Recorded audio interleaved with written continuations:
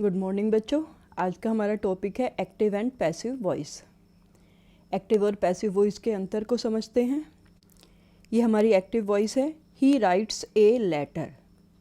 यहाँ पर he subject है, राइट्स वर्ब है और ए लेटर ऑब्जेक्ट है। एक्टिव वॉइस में करने वाला मेन होता है और मेन का मतलब जो सबसे पहले आए। तो अगर हमारा formation subject plus verb plus object है तो वो हमारी एक्टिव वॉइस होती है। यानी सब्जेक्ट जिसे डूअर भी कहा जाता है, काम को करने वाला, अगर वो पहले आता है तो एक्टिव वॉइस होती है। और ऑब्जेक्ट यानी कर्म जिसे किया जाता है, अगर वो पहले आता है तो वो हमारी पैसिव वॉइस होती है। तो एक्टिव वॉइस में subject plus verb plus object, जबकि पैसिव वॉइस में ऑब्जेक्ट पहले आता है प्लस एक एक्स्ट्रा हेल्पिंग वर्ब लगती है। ये हेल्पिंग वर्ब टेंस के अकॉर्डिंग बदलती जाती है, लेकिन उस टेंस में आती है। अगर इज़ है तो उसके साथ बीइंग लगेगा, अगर हैज़ आ रहा है तो बीन लगेगा, लेकिन एक एक्स्ट्रा होती है। प्लस वर्ब की थर्ड फॉर्म, ये निश्चित होता है चाहे प्रेजेंट हो, पास्ट हो या फ्यूचर हो, ये हमेशा वर्ब की थर्ड फॉर्म में ही बनती है पैसिव वॉइस। प्लस बाय और उसके बाद सब्जेक्ट, ये हमारी पैसिव वॉइस बनती है। तो अगर हम ऊपर वाले सेंटेंस को ही राइट से लेटर को पैसिव वॉइस में बदलें तो ये हमारा बनेगा ए लेटर। क्योंकि ये प्रेजेंट में है तो यहाँ पर हमारा इज़ हेल्पिंग वर्ब आएगी। राइट की third form written by him, तो ये हमारी पैसिव वॉइस हो गई। अब यहाँ के कुछ निश्चित रूल हैं वो समझते हैं पहले। सबसे पहला रूल जो हमारा पैसिव वॉइस का होगा, सब्जेक्ट और ऑब्जेक्ट आपस में जगह चेंज कर लेते हैं। यानी सब्जेक्ट की जगह ऑब्जेक्ट और ऑब्जेक्ट की जगह सब्जेक्ट।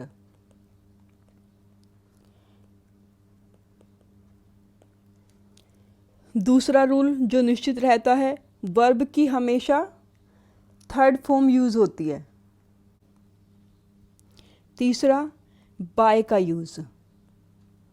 हालांकि कुछ सेंटेंस ऐसे होते हैं जहाँ पर बाय का यूज़ नहीं किया जाता, लेकिन मोस्टली ज़्यादातर सेंटेंस में बाय का यूज़ किया जाता है।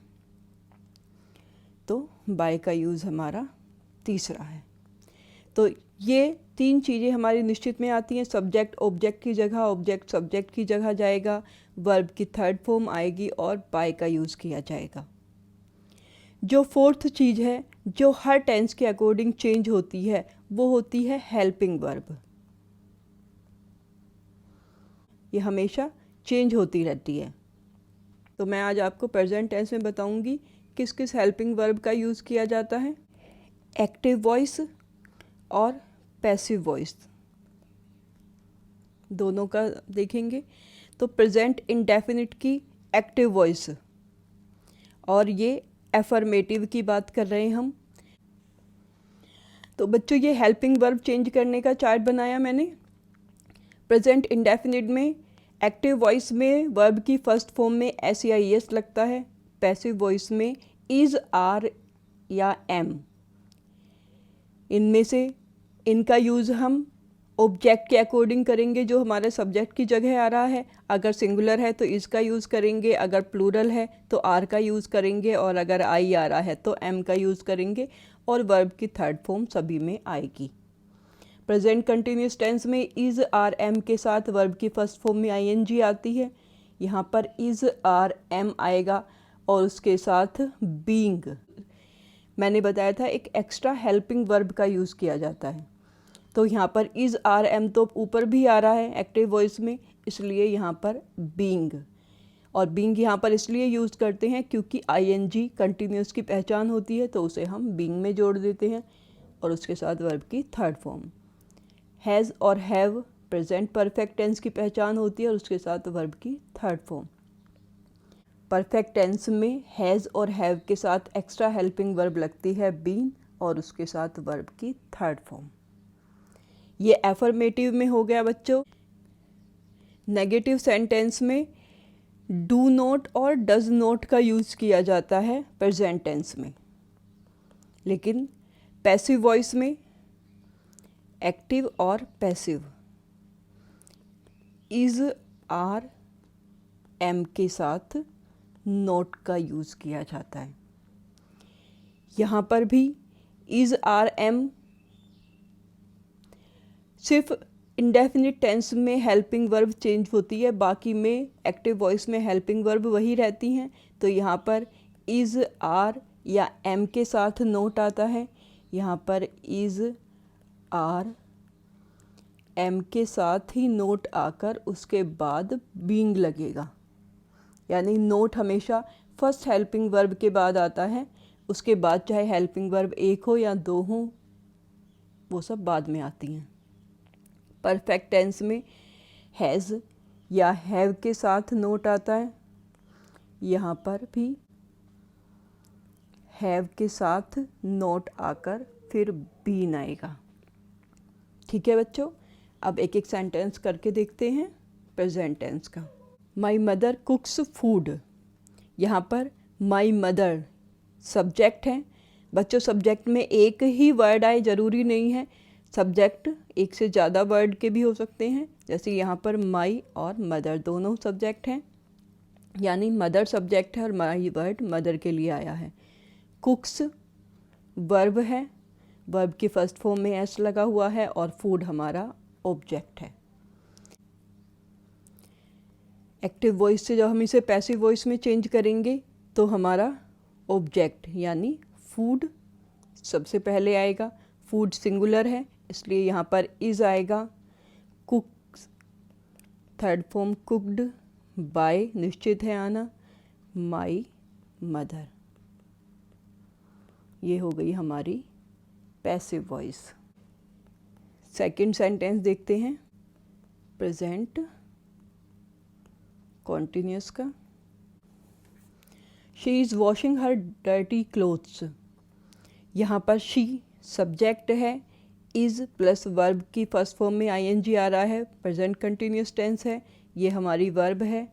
हर डर्टी क्लोथ्स, यहाँ पर ऑब्जेक्ट क्लोथ्स हैं, लेकिन ये दोनों क्लोथ्स के लिए ही आ रहे हैं, डर्टी एडजेक्टिव है। तो जब हम इसकी पैसिव वॉइस बनाएंगे तो यहाँ पर हमें पूरे ये तीनों वर्ड्स लेने हैं, हर डर्टी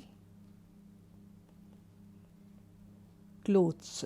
अब यहाँ पर क्योंकि क्लोथ्स आ गया तो यहाँ पर इज़ नहीं आएगा, यहाँ पर आर आएगा और आर के साथ लगेगा being. Her dirty clothes are being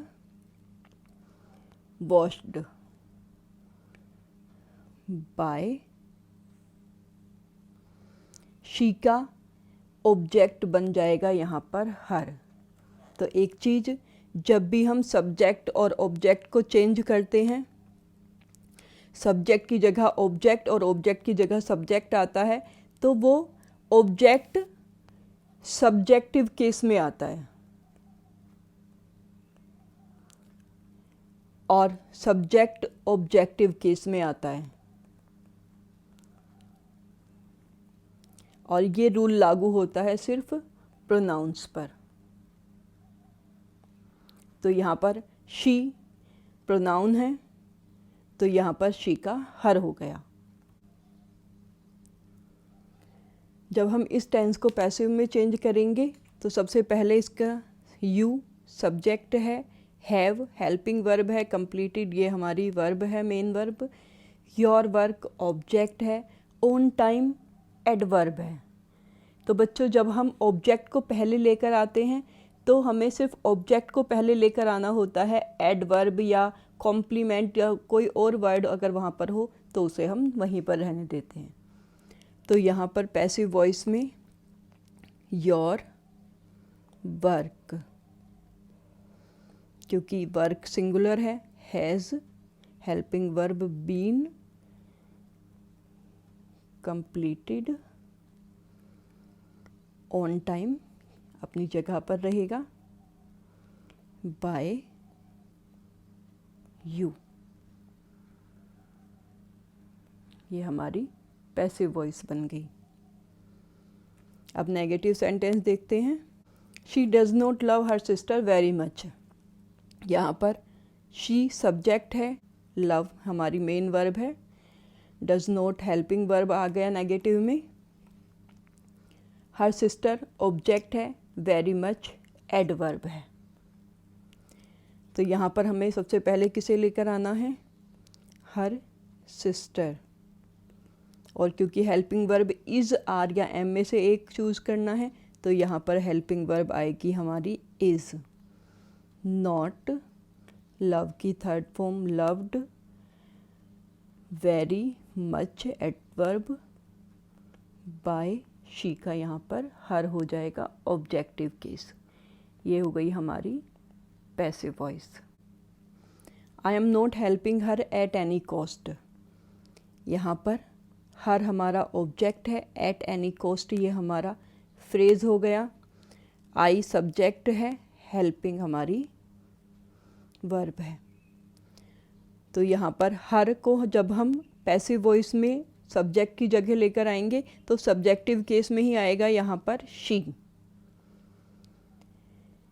is not being, help की थर्ड फॉर्म हेल्प्ड,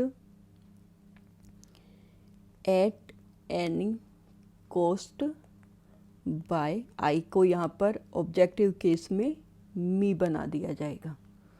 ये हो गई हमारी पैसिव वॉइस। तो बच्चों अगर नोट आता है तो वो फर्स्ट हेल्पिंग वर्ब के एकदम बाद आ जाता है, बीइंग के बाद नहीं आएगा, इज़ के बाद आएगा, और अगर हैज़ हैव में आ रहा है तो वो हैज़ के या हैव के एकदम बाद आता है। अब बच्चों एक टेबल सब्जेक्ट और ऑब्जेक्ट की, आई मी बन जाता है और मी अगर सब्जेक्ट की जगह आ रहा है तो आई बन जाएगा। वी अस में चेंज होता है, यू दोनों फॉर्म में यू ही रहता है, शी, हर, ही, हिम और दे, देम। तो ये बच्चों 6 प्रोनाउन हैं जो कि सब्जेक्टिव केस और ऑब्जेक्टिव केस के अनुसार चेंज होते हैं।